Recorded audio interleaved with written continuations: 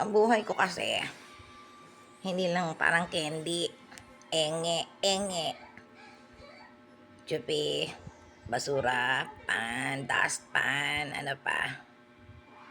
Mental, pangit, unggoy. Gusto ko rin mabuhay.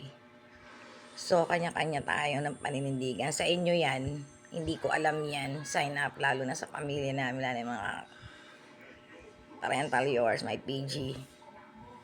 Ay, totoo naman eh. Ang buhay ko, enge. Tapos yung mga hindi mo kilalang tao, mga kabote ng buhay ko na kahit katiting, hindi ko kilala. Nek-nek nyo, who you? Sino ba kayo? Sign up. Nakikisaw-saw lang kayo. Kung kami nagbabasura, magpapamilya, magkakapatid. Eh kayo ba, kadugo ba kayo? Sino ba kayo? May pamilya din kayo, kayo magbasurahan. Ay natural, magkakapatid kami eh. Hindi nakikisaw-saw kayo. Hanggang sa kung ano mga pinanindigan yung mga hindi ko kilala. Doon sa barangay, sign up. Sober, grabe. Kukote ko lang akong kamote. Ganun na lang ang buhay kasi mga kapatid ko, bulat sa pool, hindi nila at my back, hindi pala sila nabubuhay nang hindi ako kaladkad. Pangit, nagkakasakit ako my own.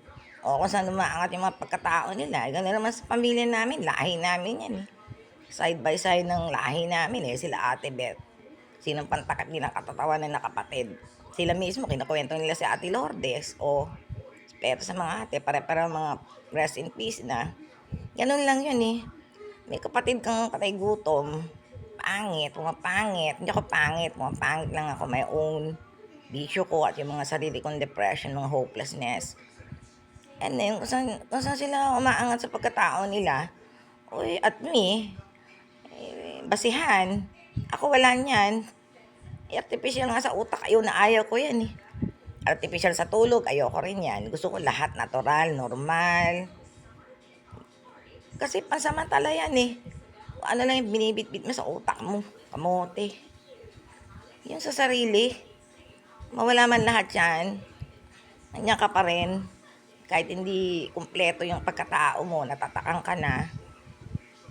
Nakabangon ka pa rin sa sarili eh.